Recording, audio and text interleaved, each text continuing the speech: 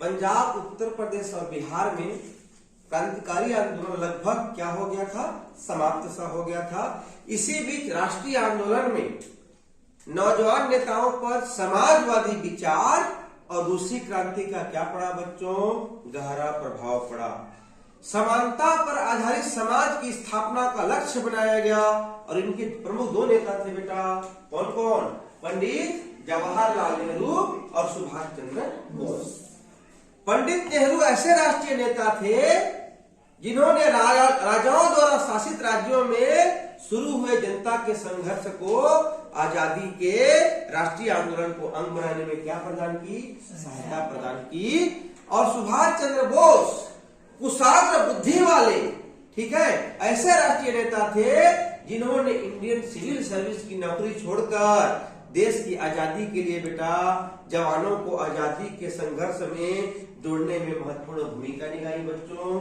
इस तरह से पंडित जवाहरलाल नेहरू को चाचा नेहरू कहते हैं और सुभाष चंद्र बोस को क्या कहते हैं, नेताजी। इसी बीच दिसंबर 1929 में, कब, दिसंबर 1929 में अंतिम सप्ताह में कांग्रेस का अधिवेशन कहाँ हुआ, लाहौर में हुआ बेटा। लाहौर आजकल पाकिस्तान देश का एक शहर है। पाकिस्तान कहने का अर्थ हमारा पड़ोसी देश, पाकिस्तान का एक शहर क्या है, लाहौर। उस समय पहले एक था ना, तो वहां लाहौर में कांग्रेस का अधिवेशन हुआ बेटा। वहां पर पंडित नेहरू जी ने विशाल जन समुदाय के सामने क्या फहराया था, राष्ट्रीय ध्वज फहराया था और क्या शपथ ली थी, पूर्ण स्वतंत्रता प्राप्ति तक क्या करने की, लगातार संघर्ष करते रहने की क्या ली थी, शपथ ली थी। विशाल जन समुदाय के सामने नेहरू जी ने राष्ट्रीय ध्वज फहराया और पूरी आजादी मिलने तक संघर्ष करते रहने की शपथ ली बेटा। और 26 जनवरी 1930 को संपूर्ण देश में क्या मनाया गया, प्रतिज्ञा या स्वाधीनता दिवस मनाया गया। तब 26 जनवरी 1930। जैसे आप 26 जनवरी सुने होंगे आपके मन में थोड़ा सा डाउट हुआ होगा, क्यों हम 26 जनवरी को क्या मनाते हैं, बिल्कुल बेटा, तो ये स्वाधीनता दिवस कैसे, बिल्कुल आना चाहिए प्रश्न। तो सुनिए, ठीक, 1929 में, ठीक है, क्या शपथ लिया गया था, पूरी आजादी तक मिलते रहने तक संघर्ष करेंगे और 26 जनवरी को क्या दिवस मनाएंगे, स्वाधीनता दिवस, ठीक है। और 26 जनवरी को आजकल क्या मनाते हैं, गणतंत्र दिवस। अच्छा, हमारा संविधान कितने दिन में बना है, 2 साल 11 माह 18 दिन। कब बन के तैयार हो गया था बेटा, 26 नवंबर 1949। संविधान तो हमारा उसी दिन बन गया था, कब, 26 नवंबर। लेकिन इस तिथि को, कौन सी तिथि को, 26 जनवरी को यादगार बनाने के लिए उस दिन संविधान को ना लागू करके 2 महीना बाद कब लागू किया गया बेटा, 26 जनवरी को लागू किया गया हमारा संविधान को। और क्या बना उसमें, भारत हमारा गणतंत्र बना। किसके खातिर, क्योंकि उस समय पहले 26 जनवरी को क्या दिवस मनाने की शपथ लिए थे, स्वाधीनता दिवस। इसी शपथ की यादगार के लिए 26 जनवरी 1950 को हमारे देश का क्या लागू किया गया, गणतंत्र दिवस, गणतंत्र लागू किया। नेहरू जी ने 26 जनवरी को स्वतंत्रता दिवस मनाने की शपथ ली थी। इस शपथ को यादगार के लिए 26 नवंबर 1949 को बन चुके संविधान को नवंबर में ना लागू करके कब ले गया बेटा, 26 जनवरी ले गए। और आजकल हम 26 जनवरी को क्या मनाते हैं, गणतंत्र दिवस, और 15 अगस्त को स्वतंत्रता दिवस, ठीक है। और स्वतंत्रता दिवस मनाया गया और गांधी जी को, किनको, गांधी जी को क्या दी गई, जिम्मेदारी दी गई। आप सत्याग्रह पढ़ चुके हो ना, हाँ, पढ़े हो कि नहीं, चंपारण, कंडेल, अहमदाबाद, मिल मजदूर कैसे सब में सफल हुए थे। उसके पहले दक्षिण अफ्रीका। अब गांधी जी को फिर जिम्मेदारी दी गई कि गांधी जी आप एक आंदोलन अंग्रेजों के खिलाफ क्या करें, फिर से शुरू करें। किनको दी गई? गांधी जी। हाँ, अब गांधी जी को जिम्मेदारी मिलने के बाद गांधी जी ने उस समय के वायसराय, किनको? अच्छा, भारत के प्रथम viceroy Lord Canning, very good बेटा। और भारत के प्रथम governor general Lord William Bentinck. हाँ, अब बंगाल के पहले governor Warren Hastings, very good बेटा। बंगाल के पहले वारेन हेस्टिंग्स है, भारत के पहले गवर्नर जनरल विलियम बेंटिक है, और भारत के पहले वायसराय लॉर्ड कैनिंग है। तो गांधी जी उस समय के वायसराय से, ठीक है, दो मांग की। क्या मांग की? कि आप नमक पर लगे कर को क्या करो? समाप्त करो, और नमक पर एकाधिकार को समाप्त करो। किनसे मांग की? किनसे मांग की बेटा? वायसराय। नमक सत्याग्रह बेटा एक केवल प्रतीक था। क्या था? केवल। मेन उद्देश्य क्या था? ब्रिटिश सरकार की अत्याचार और अन्यायपूर्ण कानूनों की क्या करना? अवहेलना करना। इस सरकार की? ब्रिटिश सरकार। गांधी जी ने तत्कालीन वायसराय से इन दो शर्तों को मानी बेटा, और कहा कि यदि आप नहीं मानते हैं तो हम क्या सत्याग्रह करेंगे? नमक क्या सत्याग्रह करेंगे? हाँ, ये तो केवल एक प्रतीक था। उसका मुख्य उद्देश्य क्या था बच्चों? अत्याचार एवं अन्यायपूर्ण कानूनों की अवज्ञा करना, अवहेलना करना। अब गांधी जी ने, ठीक है, गांधी जी आप क्या यात्रा करेंगे? दांडी यात्रा। क्या यात्रा करेंगे? इस यात्रा को क्या यात्रा कहते हैं जी? दांडी यात्रा। किसके लिए? नमक कानून बनाकर, नमक कानून को तोड़ने के लिए गांधी जी अब क्या यात्रा करेंगे? दांडी यात्रा करेंगे। किसके लिए? नमक बनाकर नमक कानून को तोड़ने के लिए। तो गांधी जी ने बेटा कहां से? साबरमती आश्रम। कहां से? हाँ, ये कौन सा राज्य है जी? गुजरात। ये कौन सा राज्य है? नक्शे में तो कौन सा राज्य है? गुजरात के ऊपर कौन सा पड़ता है? गुजरात के ऊपर राजस्थान, गुजरात के नीचे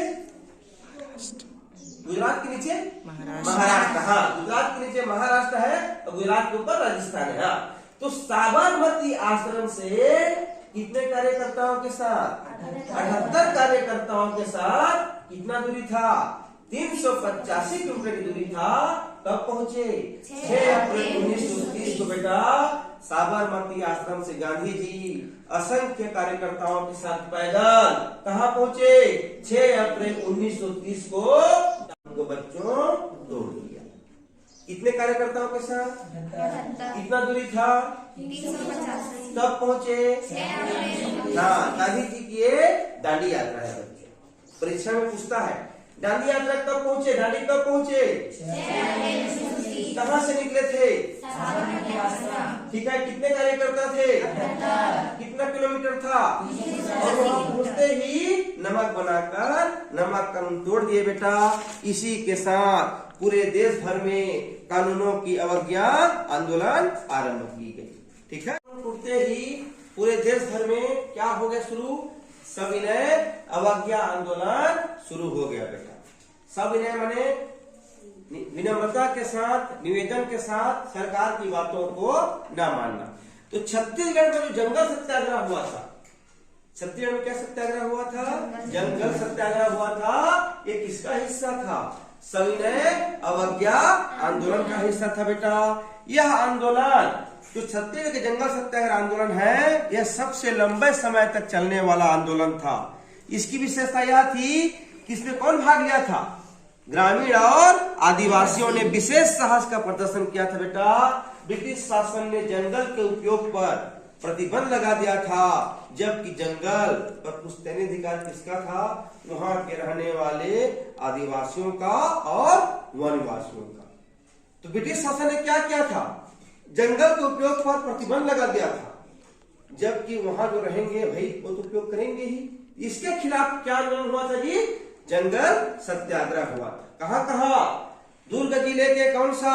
मोहबना जंगल सत्याग्रह, पौंडी गांव के जंगल सत्याग्रह, धमतरी जिला में रुद्री नवा गांव का जंगल सत्याग्रह इतना भयानक हो गया कि पूरा सब उसके प्रभाव में पूरा संपूर्ण धमतरी जिला आ गया बेटा। धमतरी में एक और पढ़ चुके हो, कौन सत्याग्रह? जिसमें गांधी जी आए थे, कंडे, कौन सा याद आया? उमर शेख ने उनको कंधे बिठा के ले गए थे जो। तो पहले कंडे सत्याग्रह हुआ, अब क्या सत्याग्रह हुआ? रुद्री नवागांव बेटा। ठीक। महासमुंद जिले के तमोरा गांव में एक महिला थी, क्या नाम था उसका? दयावती के नेतृत्व में धारा 144 तोड़कर कानून को भंग किया गया। उसके बाद पकरिया जंगल सत्याग्रह में 2000 ग्रामीणों ने 4000 पशुओं के साथ जंगल को तोड़ा बेटा। इस तरह से छत्तीसगढ़ में जंगल सत्याग्रह चला। अब प्रथम के बाद कौन सा आंदोलन शुरू हुआ? द्वितीय अवज्ञा आंदोलन को कब? 8 जनवरी 1932 को किसके नेतृत्व में? पंडित रविशंकर शुक्ल की अध्यक्षता में आंदोलन शुरू हुआ बेटा। इसका मुख्य उद्देश्य क्या था? विदेशी वस्तुओं का क्या करना? बहिष्कार करना। ठीक। यह आंदोलन छत्तीसगढ़ में फैल गया, जगह जगह सत्याग्रह आश्रम स्थापित हुए बेटा। इसी समय 1937 में देश भर में किसका चुनाव हुआ? विधानमंडलों का क्या हुआ? चुनाव हुआ बेटा। अधिकांश प्रांतों में किसकी सरकार बनी?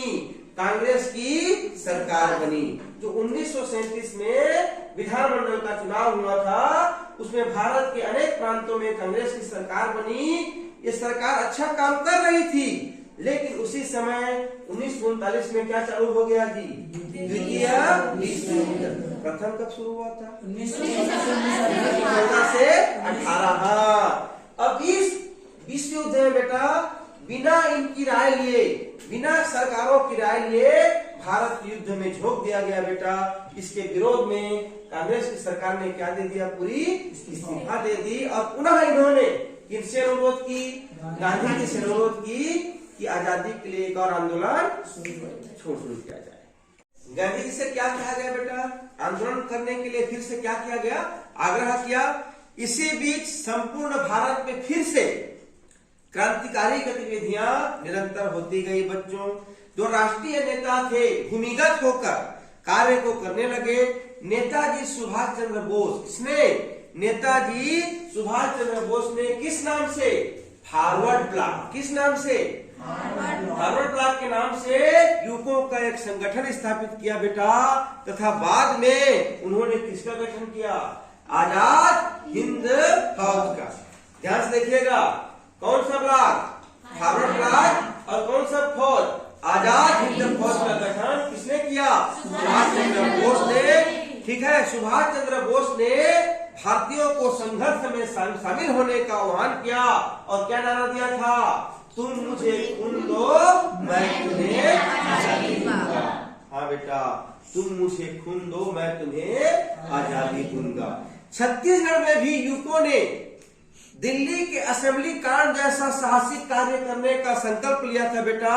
उन्होंने रायपुर नगर में अपने साथियों के साथ मिलकर पिस्तौल और बम बनाना सीख लिया था। इसमें कौन कौन थे? परशुराम सोनी, सुधीर मंगल मिस्त्री, सूर बल्लू। इन्हीं के एक दोस्त था। उसके गद्दारी के कारण, उसकी मुखबिरी के कारण ये सब पकड़ा गए बेटा। और यह घटना किस नाम से जानी जाती है? रायपुर षड्यंत्र केस के नाम से जानी जाती है। इन पर बेटा इनको कठोर सजा दी गई।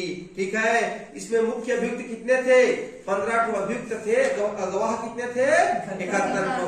रायपुर षड्यंत्र के कार्य का क्रांतिकारियों को कठोर सजा दी गई बच्चों। अब मुंबई के विशेष अधिवेशन में, इसके बाद का मुंबई, कहा जी? मुंबई के विशेष अधिवेशन में 8 अगस्त 1942, याद रखना इस डेट को, 8 अगस्त 1942 को क्या छोड़ो? अंग्रेजों भारत छोड़ो का प्रस्ताव पारित किया गया। क्या छोड़ो का? अंग्रेजों भारत छोड़ो का प्रस्ताव पारित किया गया बेटा। ब्रिटिश सरकार ने हर संभव इस आंदोलन को दबाने का प्रयास किया। अतः गांधी जी ने पूरे देश से एक आह्वान किया था, करो या मरो, डू और डाई बेटा, करो या मरो। सार्वजनिक स्थानों पर तिरंगा फहराया गया। ठीक है। सत्याग्रहियों की गिरफ्तारी हुई। अब यह दिखाई दे रहा था कि जो भारतीय थे अब उनको अंग्रेज सरकार का कोई डर और भय नहीं है बेटा। जेल से रिहा होने वाले नेताओं की अगवानी के लिए भारी भीड़ जमा होने लगी। युद्ध के दौरान, कौन सी युद्ध? दूसरे विश्व युद्ध के दौरान अंग्रेजों ने मामूली सुधार की सिफारिश की थी, जिसको भारतीय नेताओं ने क्या कर दिया था बेटा? अस्वीकार कर दिया था। 1946 तक, कब बेटा? मार्च 1946 में अंग्रेज सरकार ने किसकी मांग को? आजादी की मांग को स्वीकार कर ली। कब? मार्च 1946 को। कांग्रेस और मुस्लिम लीग के बीच अब वार्ता को बेटा आवश्यक माना गया। ठीक है, मुस्लिम लीग कायदा है ना 1906, ढाका के नवाब सलीम उल्लाह खां, हाँ वही मुस्लिम लीग के बीच वार्ता आवश्यक माना गया। इसी बीच 1946 के प्रांतीय परिषदों के चुनाव में कांग्रेस को क्या मिली बेटा? बहुमत से सफलता मिली। इसलिए 1946 के अंतरिम सरकार के गठन को स्वीकृति मिली, जिसका नेतृत्व किसके हाथों में था? पंडित जवाहरलाल नेहरू के हाथों में था। इसका विरोध कौन किए? मुस्लिम लीग इसका विरोध की और क्या कार्रवाई दिवस मनाए? 16 अगस्त 1946 को क्या कार्रवाई मनाएगी? सीधी कार्रवाई दिवस मनाया गया बेटा। अब फिर से वार्ता हुई और क्या निर्णय लिया गया? अंग्रेज कब तक? जून 1948 तक भारत से कहा चले जाएंगे बेटा? बाहर चले जाएंगे। पुनः वार्ता हुई, उस वार्ता में यह निर्णय लिया गया कि अंग्रेज जून 1948 तक भारत से बाहर चले जाएंगे। अब इस संवैधानिक प्रक्रिया के तहत भारत में एक नया वायसराय आया। कौन सा नाम है? Lord Mountbatten. क्या नाम से आया जी? Lord Mountbatten. इंग्लैंड की संसद में, ब्रिटिश की संसद में कानून पास किया गया। किस नाम से? 1947 का भारतीय स्वतंत्रता अधिनियम। इसको क्या कहते हैं कानून को?